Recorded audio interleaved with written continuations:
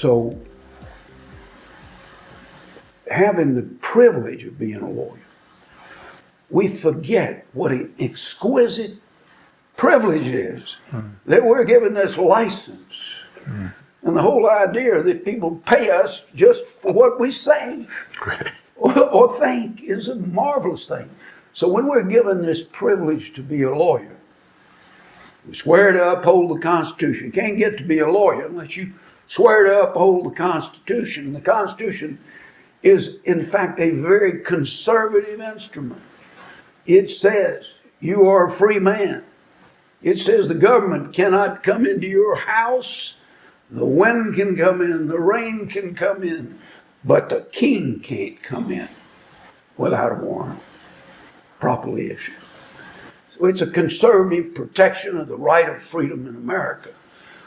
So you're not liberal, you're really conservative when you fight for the rights of individuals, but it gets all turned around in the media and the politics.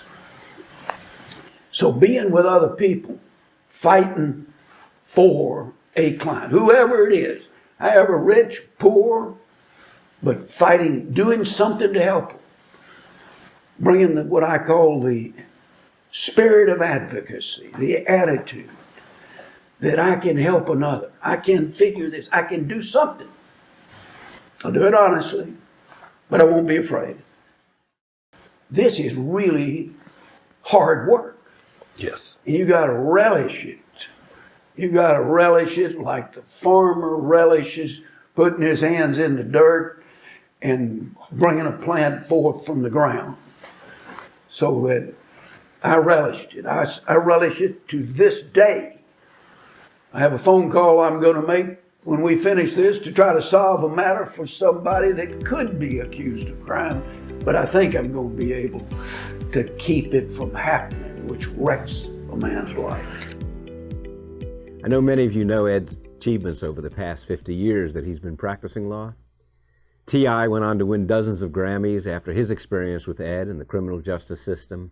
Ray Lewis went on to win the MVP in the NFL. Danny Heatley won the MVP in the National Hockey League. And various bankers and lawyers and politicians went on to fame and fortune after being extricated from the criminal justice system. But really, those cases pale in comparison to the other thousands of clients Ed has represented in the past 50 years. None of them went on to fame or fortune, and not a single one ever won an MVP award. They are fathers and brothers and sons and daughters and wives who were reunited with their families. There are people, some of whom spent months, sometimes years in prison before they were exonerated, rescued from an unfair sentence, or allowed to rejoin the human race after being treated miserably in a state prison. They are your neighbors, your colleagues, your friends, all of whom depend on the dedication and fierce independence of the criminal defense bar, the last champions of liberty. And it is without a doubt Ed Garland, who in this state and throughout the Southeast is the dean of the criminal defense bar, the champion of the champions of liberty.